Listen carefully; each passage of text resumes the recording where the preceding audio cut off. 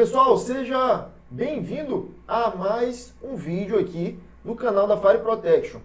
No vídeo de hoje, nós faremos a nossa segunda consultoria da Fire. Nesse nosso novo quadro, que você já deve estar acompanhando aqui, a gente presta uma ajuda, um auxílio para aquelas pessoas que nos acompanham ou pelas nossas redes sociais ou pelo nosso canal no YouTube. Hoje nós estamos aqui com o Joel lá de Mato Grosso do Sul, na cidade de Costa Rica. É isso, Joel? Exatamente, é isso aí. O Joel, ele nos conhecia pelo Instagram, não é isso, Joel? Exato. Foi pesquisando, né, sobre essa parte de bombeiro mesmo. Certo.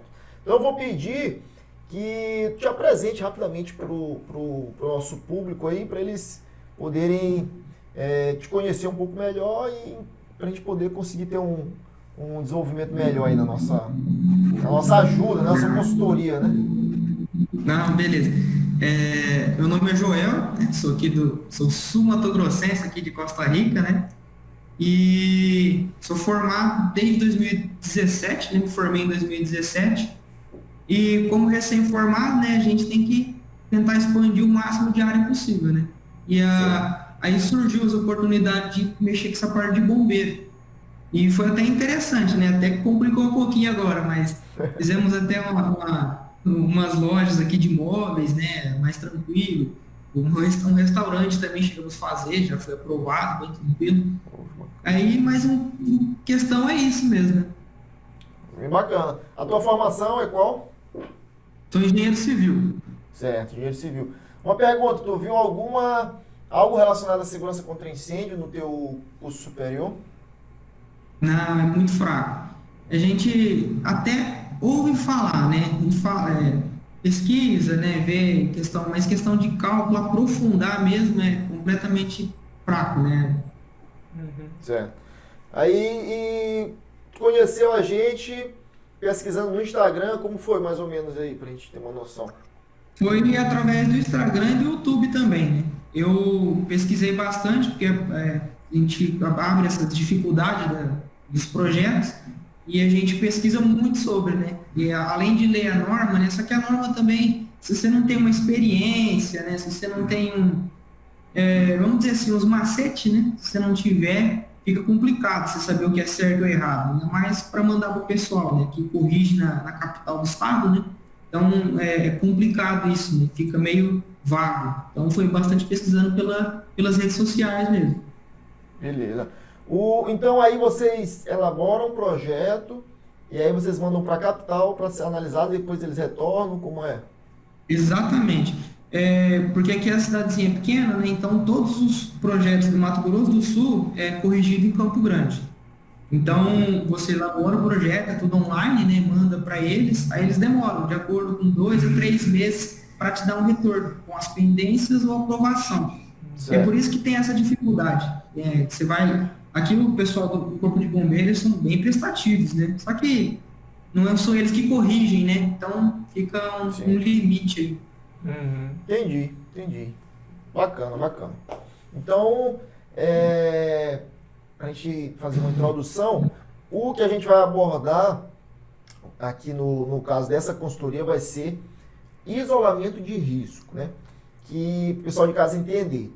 Eu vou compartilhar a tela aqui para te acompanhando e aí a gente vai explicando para o pessoal qual é a situação, né, que a gente está trabalhando.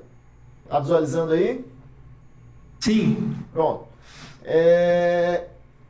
Pois bem, essa daqui é uma fazenda, né, uma edificação que o Joel está projetando e tem vários tipos de edificações. A que ele pediu o apoio da gente foi nesse bloco aqui de edificações que o que acontece? Esses aqui isso aqui é um galpão, né, Joel? exatamente. Isso aqui é um galpão. E esse galpão, se a gente somar aqui, na verdade essa é uma edificação existente, né? E essa parede aqui, Isso. ela ainda não existe no real. que o Joel perguntou para a gente? Se teria como a gente dividir esse depósito em dois, para quê? Para que cada um aqui fique com aproximadamente 500 metros quadrados e não seja necessário a instalação de um sistema de hidrantes. Porque se for o depósito, se a gente for contabilizar o depósito aqui completo, ele vai dar em torno de 900 a 1.000 metros quadrados. É isso? Exatamente, exatamente. Pronto. Então, esse assunto especificamente, né, chama-se isolamento de risco. É a NT 9, NT 09, deixa eu ver aqui. NT 07. Isso, compartimentação. É NT 07 de separação entre edificações, que é a mesma coisa que isolamento de risco. Então, eu queria te fazer mais algumas perguntas aqui, João. Eu queria te perguntar o seguinte. Aqui a gente tem uma edificação, uma borracharia, né? Exato. Essa borracharia, ela está adjacente, contígua, né? Que é o termo que é utilizado, a esse depósito aqui também, né? Ou ela tem algum distanciamento aqui até a borracharia? Não, é uma parede. Inclusive, lá no Real, tem até uma porta que entra um ou outro, né? Mas se já foi conversado, ele já vai tampar isso aí também. Aí onde está isso, exatamente.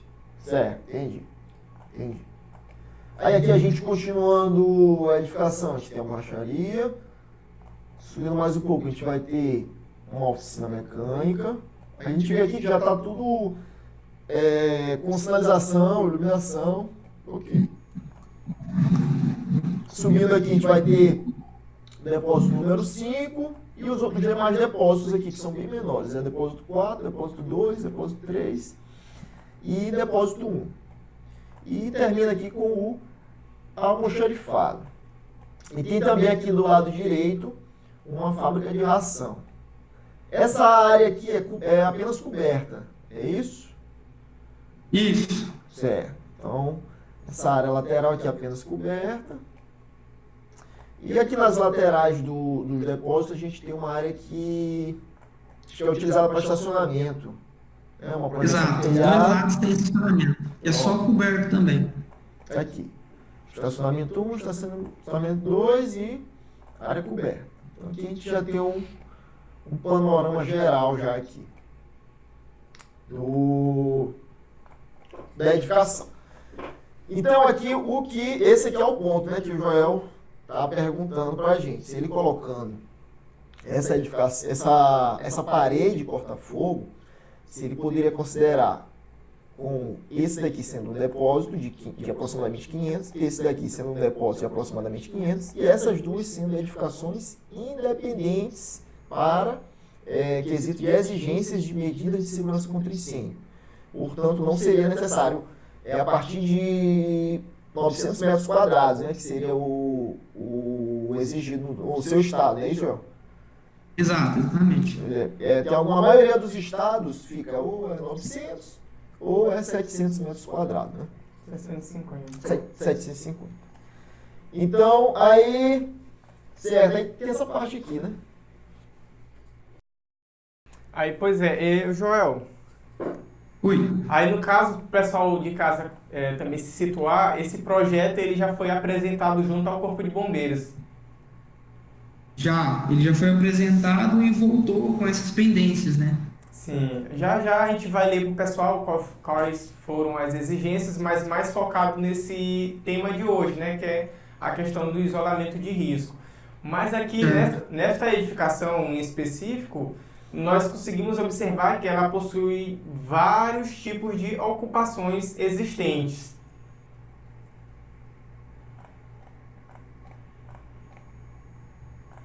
Joel? Opa!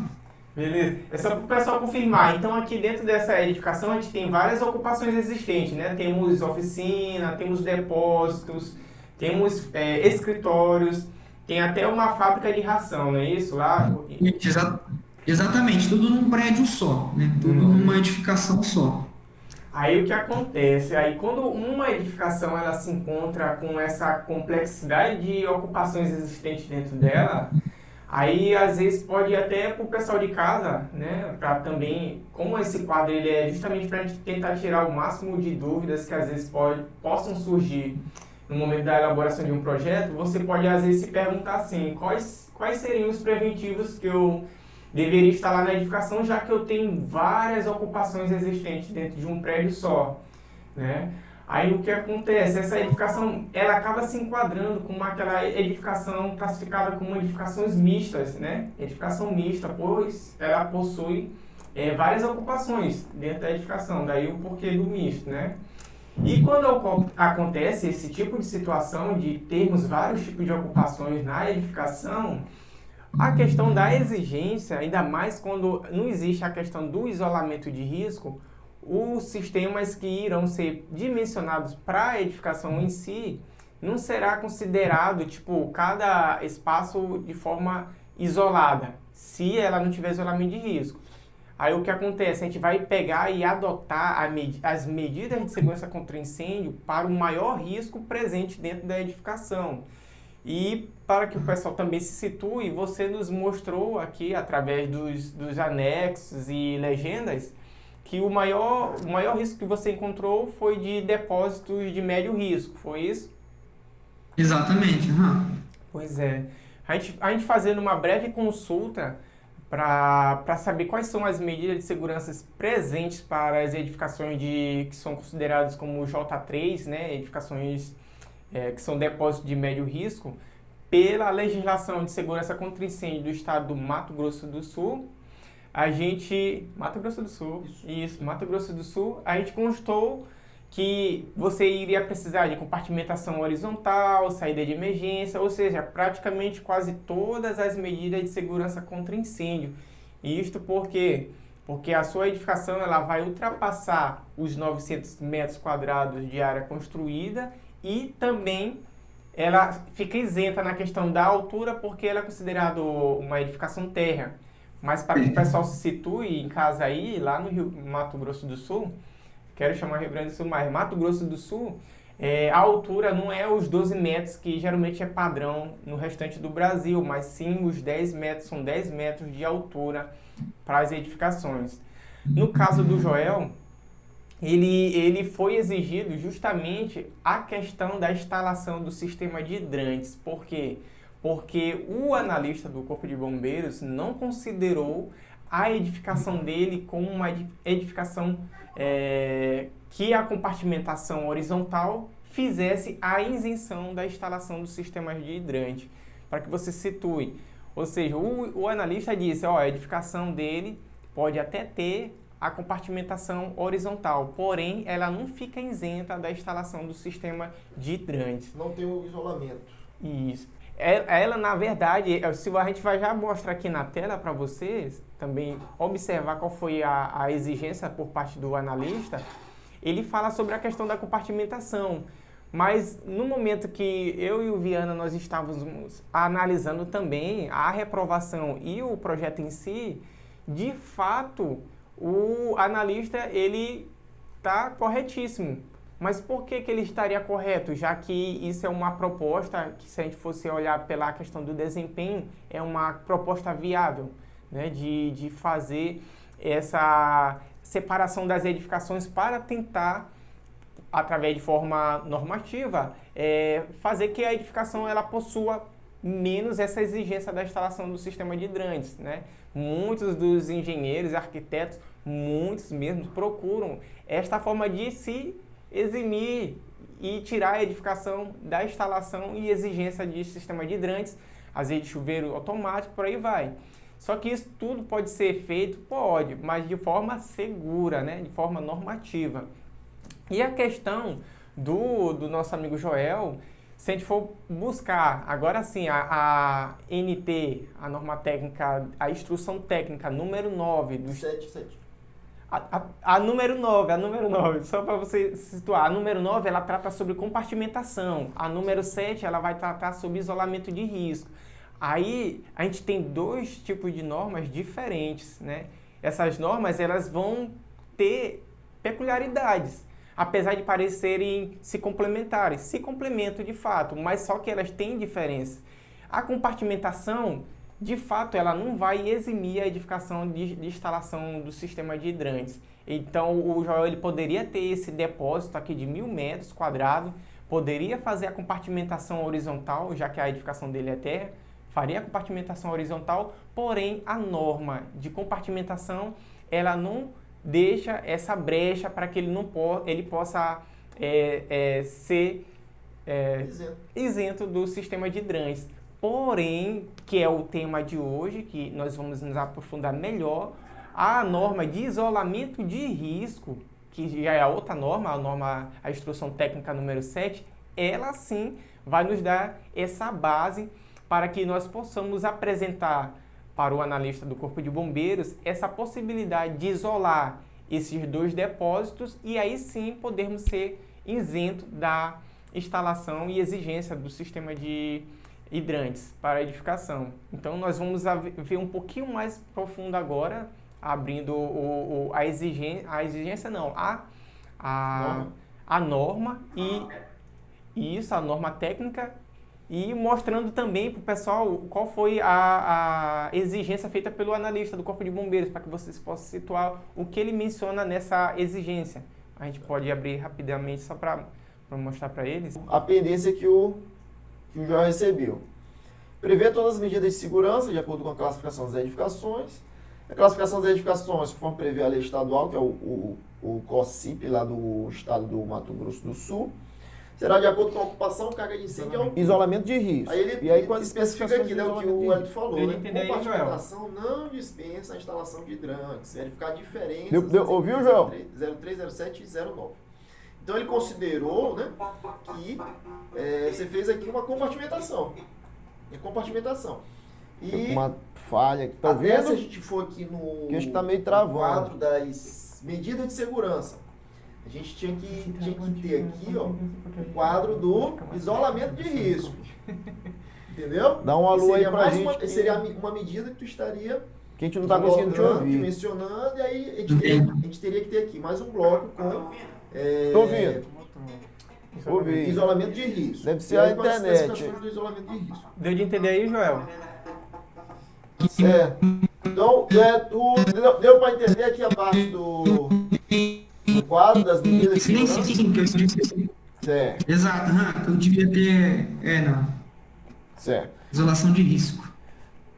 Aí a gente vai agora, vou fazer uma outra questão aqui. Então, se a gente, digamos que a gente consiga isolar aqui essas 2 edificações, né? Então elas estão isoladas, a gente vai conseguir interpretar elas como sendo independentes. Aí eu te pergunto o seguinte, esse restante aqui, ó, esse restante da edificação aqui, ó, ele vai estar isolado ou vai ser uma edificação só? A gente vai ter isolamento de risco aqui entre cada unidade dessa daqui?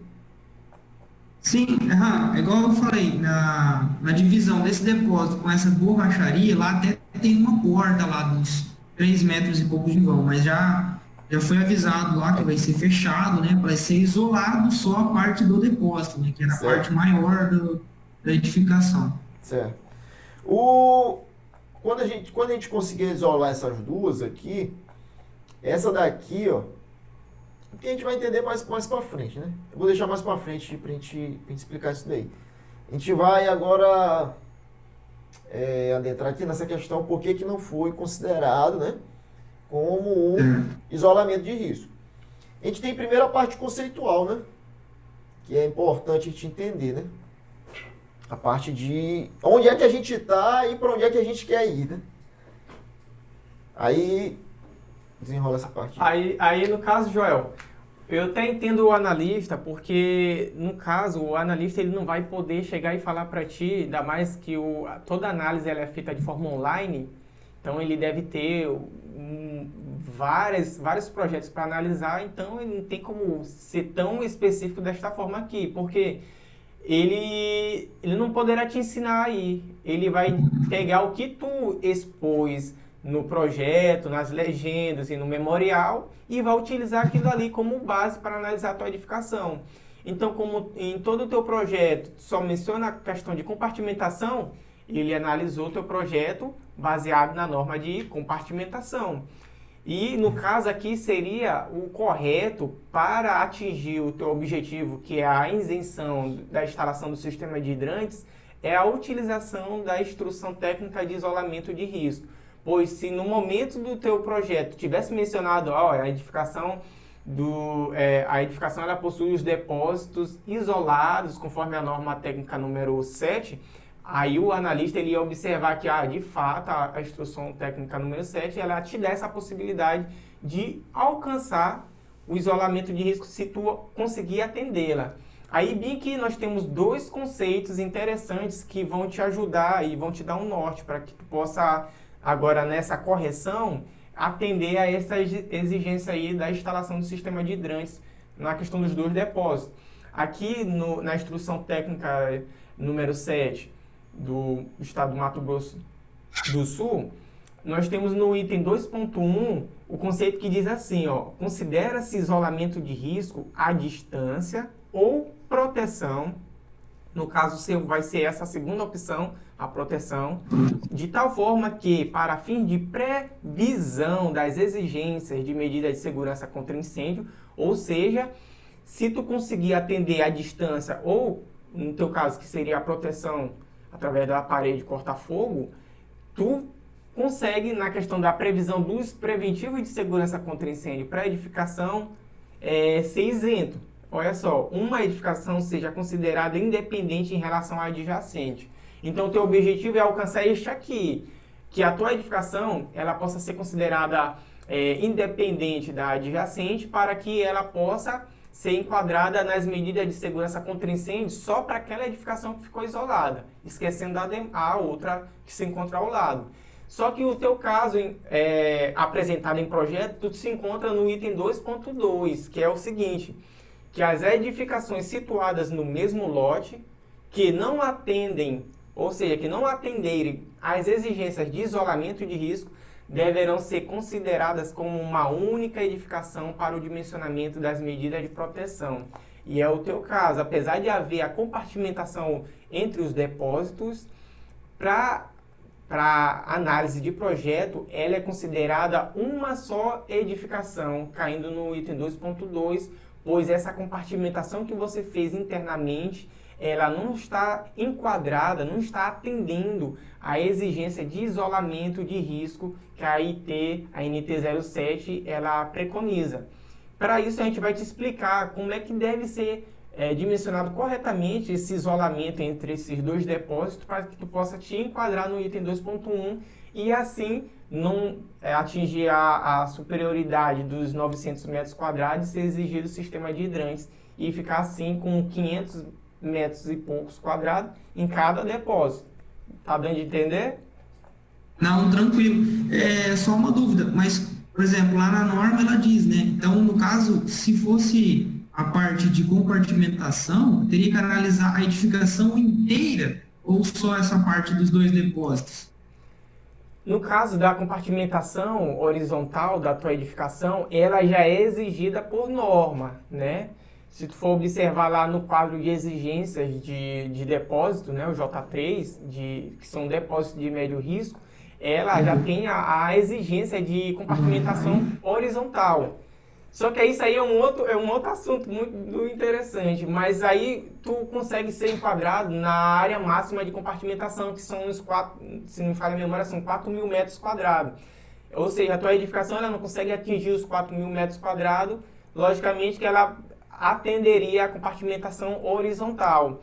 E o que tu fez colocando essa parede bem entre os 2 depósitos, tu está tentando compartimentar os 2 depósitos, não isolar, porque o isolamento, apesar de ser muito parecido com a compartimentação, são quase a mesma coisa, mas existem umas diferenças que a gente vai citar já agora aqui para ti. Só aguarda um pouquinho, porque às vezes o pessoal que está em casa não está com um conhecimento tão avançado assim. Então, se a gente explicar de forma mais gradativa, no final de tudo, você vai conseguir entender e quem também talvez esteja iniciando, também vai conseguir entender de forma mais simples, mais didática. Beleza? A gente vai chegar lá, mas não te preocupa não. Maravilha. Certo. Então, vamos lá. A gente já anotou aqui os pontos que a gente observou que faltaram, né, para essa questão do isolamento de risco. O primeiro ponto, né, tem essa questão da apresentação do projeto. Deveria ter aqui também a apresentação da medida de segurança e isolamento de risco. Seria um outro tipo de medida. Então, seria colocado, né, aqui um quadro, isolamento de risco, e aqui a gente colocaria a discriminação. Aí no teu projeto, esse foi o primeiro ponto. Segundo ponto, a parede que separa aqui. Como ela não tem nenhuma especificação do tempo de resistência dessa parede, o que a gente entende? A gente entende que ela tem o mesmo tempo de resistência da edificação. E o tempo de resistência da edificação, que foi o que tu apresentou, tá aqui, ó.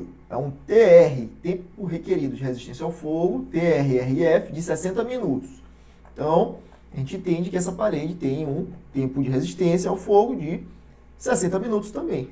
Mas, para se constituir como isolamento de risco em edificações contíguas, né, que são edificações adjacentes, o tempo mínimo tem que ser de 120 minutos. Então, já mudaria aqui, quando tu for fazer um novo quadro, né, já muda o tempo de resistência. O tempo de resistência já vai para 120 minutos. 120 minutos. Isso. A norma, ela diz que tem que ser o tempo de resistência da estrutura, mas tem que ser no mínimo 120. Então, se a estrutura tem menos de 120, fica 120. Se tiver mais de 120, aí vai ser já o próprio tempo de resistência da própria estrutura.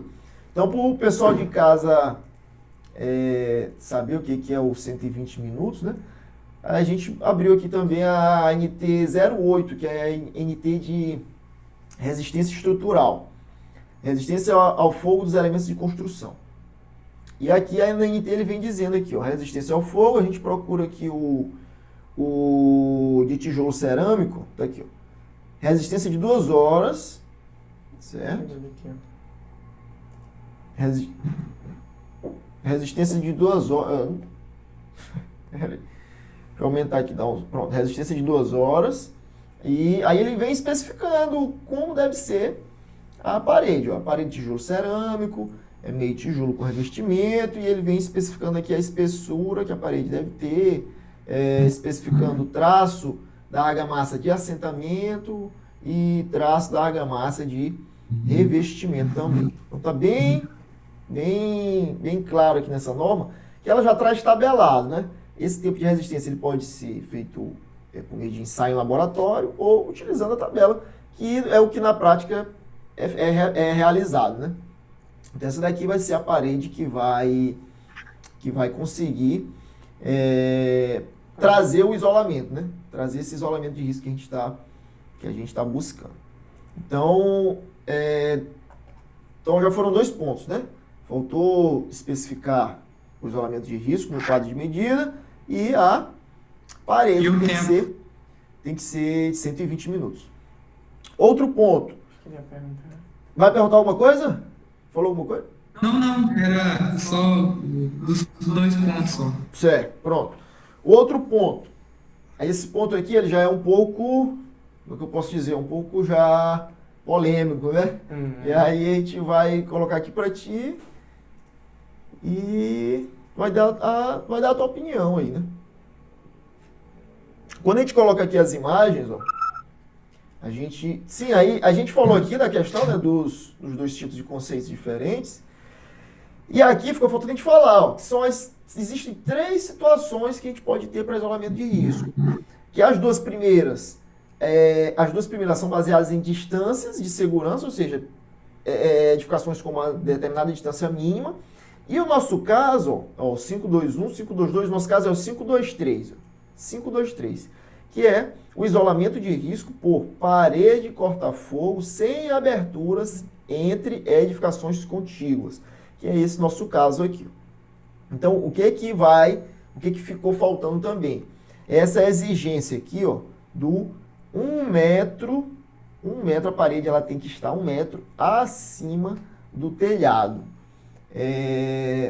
Isso se não há Laje, né? Isso. Se houvesse a laje também resistente a 2 horas em todo o galpão, aí você só precisaria colocar a parede com resistência de 2 horas e você teria um isolamento de risco. Como não há laje lá no projeto, a gente tem até aqui deixa eu colocar aqui o corte. A gente tem aqui a fachada, né, o pessoal de casa entender, ó, os estacionamentos, e aqui é o galpão. E aqui a gente tem um corte dele, é um telhado metálico aqui, ó. Então aqui que entra essa questão aí, que é um pouco mais delicada. Deixa eu colocar aqui, ó. A parede de corta-fogo ela deve ultrapassar 1 metro acima dos telhados ou das coberturas dos riscos, né? Isso daqui a gente vai ter que atender. Então, essa parede aqui, ó, teria que ter, para a gente visualizar melhor, né? Teria que ter um corte aqui, ó. Um corte nesse sentido. E aí, na representação do corte, a gente teria como observar, ó, esse depósito e a parede estando 1 metro acima do telhado. Tá dando para entender? Nesse corte aqui a gente não consegue observar. Teria que ser esse corte aqui para melhor visualização. E aí já é um pouco mais aí do ponto de vista do engenheiro civil, né, que a gente queria saber. É possível fazer esse muro com 1 metro acima da cobertura metálica do galpão, em termos de execução? Não, lá, assim, até o proprietário foi bem específico, né? Ele dividiria os dois depósitos sem problema nenhum. Aí aumentar seria só o corte, né, na parte de telha lá e aumentar, né? Não tem problema nenhum. Pois então, pronto. Essa é a resposta que a gente queria saber, né? Mas, bota bem aqui no corte. Mas tu observa aí, Joel, que tu vai ter que fazer uma parede de no mínimo 9 metros de altura. Isso. Aí. Tá ok? Não, sim. Provavelmente ela vai ficar um pouco mais... 9,5. A espessura um pouco maior do que o recomendado, né? Por conta disso, né? Por conta da parte estrutural. Não, porque se tu conseguir fazer isso, bem aí, de fazer essa parede corta-fogo, atendendo à instrução 8, que ela te especifica como tem que ser construída a parede corta-fogo, e se tu fizer essa elevação da parede acima do telhado de 1 metro, praticamente tu já está quase que atendendo tudo que exige para isolar esses 2 ambientes e assim tu te eximir nesses 2 ambientes da instalação do sistema de hidrantes. Certo? Perfeito. Não, perfeito. Lá é possível fazer isso aí sim. Pronto. Muito bom. Ok, então tem outro ponto aqui só para a gente citar, mas que não vai ser preciso aqui, mas o pessoal de casa saber, né? Que a gente até olhou aqui na imagem. Ó. Na imagem, quando ele coloca aqui as edificações contíguas, ele coloca uma aba aqui perpendicular à parede externa de 90 centímetros, né? Aí a gente se pergunta, mas nesse caso, será que vai ser necessária essa aba, né? E aí a gente vem aqui Se a gente for ver no teu desenho, a gente tem essas aberturas, né? Ó, a gente tem abertura nos dois lados, nos dois lados, tanto esquerdo quanto do direito, a gente tem aberturas próximo à parede corta-fogo que tu vai construir, né? Tá ouvindo, Joel? Sim. Certo. Mas tem a distância mínima, né? Isso. Uma abertura de janela a outra, né? Uhum. É isso aí que o Viana vai mostrar agora pro pessoal de casa, para eles entenderem também essa questão. Então, não é necessário utilizar a aba, porque ele especifica aqui, ó, que as aberturas situadas em lados opostos de uma parede corta-fogo, né? Aqui a parede corta-fogo, lados opostos, né, da parede. Ele vem dizendo aqui, ó, devem ser afastadas no mínimo 2 metros entre si. Aqui a gente tem um afastamento acima de 2 metros. Exceção aquelas aberturas que estão contidas em compartimentos considerados áreas frias, como banheiro, vestiário, caixa de escada ou outras ocupações sem carga de incêndio e que tenha ventilação permanente.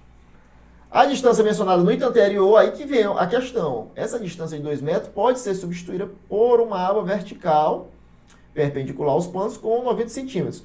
Ou seja, se nós colocássemos aqui a aba de 90 centímetros, nós poderíamos ter aqui essas aberturas Bem mais próximo. próximas aqui com menos de 2 metros. Mas não é o caso aqui, como aqui a gente tem bem mais de 2 metros, então não é necessário essas abas laterais, né? O que vai ser necessário vai ser somente a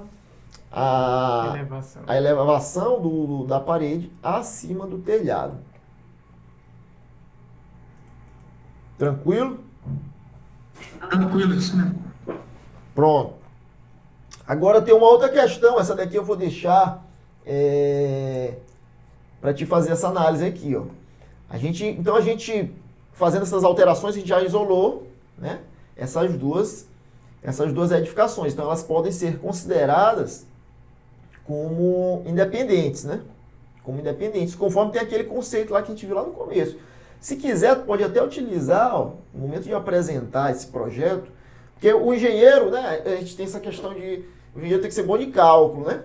Mas o engenheiro de segurança contra incêndio, ele tem que ser bom de norma. Ele tem que ser bom com as palavras também, né? Ele tem que saber escrever muito bem. Então, pode colocar uma referência que, a partir do momento que tu atendeu lá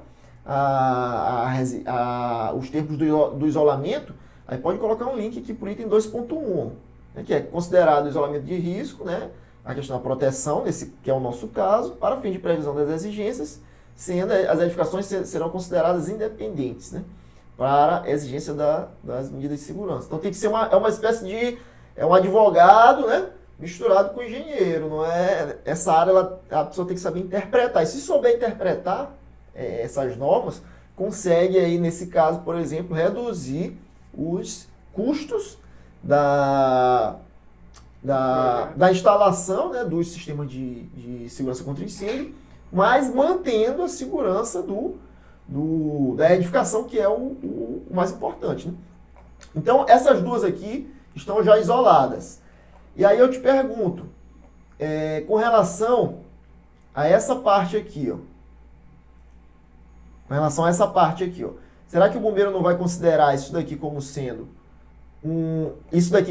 uma edificação e essa parte aqui como sendo uma segunda edificação, ó? Pode acontecer isso aqui, ó. Porque eles vão ter... Essa que era a minha dúvida no começo lá, na hora que o Wellington leu a parte da norma, né? Pois pronto. Então, eles vão... vai conseguir, né, safar dessa aqui. Aqui a gente entende que conseguimos isolar, mas esse restante aqui, ó... Vai ser uma coisa só. Continua sendo uma edificação só, conforme esse item aqui, ó. Ó, 2.2. Vai continuar. Então, aqui a gente vai ter que projetar uma parede com essas mesmas características aqui para isolar de forma que a gente tenha, por exemplo, a gente vai ter, se a gente colocar essa parede aqui, ó, dessa forma, né, essa parede aqui com essas características do isolamento de risco, aí a gente teria que verificar, ó, essa área aqui, ó, se ela vai ficar menor que 900. Se ela ficar menor que 900, aí nós teríamos uma edificação aqui, certo? Aí teríamos duas, aqui a segunda, e aqui nós teríamos a menor, que seria aqui a terceira edificação. As três edificações vão estar ali contíguas, mas isoladas entre si, portanto independentes no que tange a medidas de segurança contra incêndio, mas haverá necessidade de mais um isolamento, porque senão esse trabalho aqui vai acabar caindo por terra, porque se a gente for contabilizar essa área aqui todinha, ó, ela vai dar mais de 1.000 metros quadrados com certeza, tranquilamente. Entendeu? Positivo. Então, deu para conseguir entender aí o raciocínio, a gente conseguir... a gente tem que fazer mais uma parede, e aí eu queria saber de ti a viabilização de mais essa parede, e isso tu acredita que seja mais viável fazer essas duas paredes do que o sistema de hidrantes? Eu acredito que sim, ainda mais por conta do sistema de hidrante, que lá ele teria que instalar uma nova caixa d'água por conta da distância com certeza acredito que o custo seria muito menor. Pois pronto. Então, tendo a viabilidade técnica, né, se a gente conseguir, a gente juntou aqui, né, o texto da norma com viabilidade técnica, e aí, juntando os dois, aí com certeza a gente só vai trazer bons frutos aí para a área de segurança contra incêndio aí no Brasil todo, que é a nossa meta, né? Atingir gente aí no Brasil todo. Nossa primeira consultoria a gente foi para São Paulo, né? A gente fez São Paulo, agora a gente já está já no Mato Grosso do Sul. Aí, Joel, só verifica essa questão da área aqui, ó. Se vai dar, se essa área aqui vai dar abaixo dos 900, e aí pronto, aí o resto a gente não verificou isso aqui, mas conseguindo atender isso daí, a sua edificação, você vai ter 3 edificações, cada edificação isoladas entre si. Perfeito. Tem alguma dúvida? É o momento agora. Não, por enquanto é tranquilo. Em questão de viabilidade, em questão dessa parte de área de risco, tá tranquilo. Então, Joel, a gente espera aí, então, a gente ter te ajudado, né, um pouco, ter clareado aí a questão da necessidade de enquadrar mais esse item aí no teu memorial e em plantas também, né, da área de isolamento de risco, das características que tem que ter essa parede aí que é uma parede corta-fogo, tu utilizando a instrução técnica número 8, né, daí, a norma técnica número 8, ela te traz toda essa especificação, então tu não tem como errar, o pessoal vai aceitar porque é norma, né, então tá escrito aí, e a gente espera ter te ajudado. Qualquer coisa, a gente vai te enviar o que a gente fez de anotação para o teu e-mail, né, para que tu possa ter base e fazer todo o teu relatório para o Corpo de Bombeiros daí, e a gente se coloca à disposição, né, para qualquer coisa mais à frente. Não, imagina, eu que agradeço mesmo esse auxílio, né, porque essa é uma parte muito, muito precária, né, vamos dizer assim, em questão de cultura, em questão de tudo, né? Por exemplo, essa fazenda é uma fazenda antiga, né, você precisa regularizar lá e tem tudo isso, né, então, o trabalho, assim, essa ajuda que você disponibiliza para nós aqui que é recém-formado, estamos entrando nessa parte de bombeiro, que é uma parte não é fácil, e outra, né, mexe com risco, coisa séria. Então é isso aí, eu que agradeço muito a ajuda de vocês. Foi um grande prazer a gente conhecer você aí. A gente teve alguns percalços aí no dia da gravação, né, que a gente marcou, e depois que a gente foi perceber que era dia 24, era dia de Natal, que a gente marcou com o senhor. Poxa. E aí a gente acabou tendo que adiar, mas é uma satisfação muito grande, viu? A gente poder ajudar aí as pessoas e depois dar um feedback pra gente aí, só dizendo, ó, deu tudo certo lá. E se não deu certo, dá o feedback mesmo assim que a gente poder continuar ajudando aí. Não, beleza, pode ficar combinado então. Muito obrigadão, hein? Valeu. Beleza, boa noite. Boa noite. Boa noite. Então, pessoal, esta foi a nossa consultoria de hoje com o nosso amigo Joel, lá do estado do Mato Grosso do Sul. E com todo esse conteúdo que foi passado aqui, apesar de ser só de um sistema preventivo, a gente espera ter auxiliado e ter esclarecido muito das dúvidas que às vezes aparecem na hora de elaborar um projeto. Qualquer dúvida que possa ainda ter ficado em suas análises aí através do estudo desta consultoria, você pode colocar aqui abaixo nos comentários que a gente vai responder o mais rápido possível e da melhor forma possível também. Se você também tem interesse em entrar na nossa lista de consultoria para que a gente possa estar gravando futuramente com você também, você pode mandar um e-mail para o nosso contato fireprotection@gmail.com e mande seu projeto, a sua dúvida, que a gente pode entrar em contato com você também, né? Então, futuramente pode ser você aqui no nosso canal dividindo um pouco deste conhecimento com os demais. E caso você tenha interesse em se cadastrar na nossa lista de espera da próxima turma agora em 2020 do projeto Fire Project, é onde nós ensinamos todo esse conteúdo de forma mais esmiuçada, todo o conteúdo de saída, hidrantes, iluminação, rotas de fuga, tudo bem detalhadamente, abordando as normas do Brasil todo. Então você pode se cadastrar também, a gente tem uma lista logo aqui embaixo, você é só clicar no link, se cadastrar, nós iremos colocar você na nossa lista de prioridades de aviso quando nós formos abrir essa próxima turma, né? Então será um prazer ter você junto conosco para somar e difundir a segurança contra incêndio no Brasil.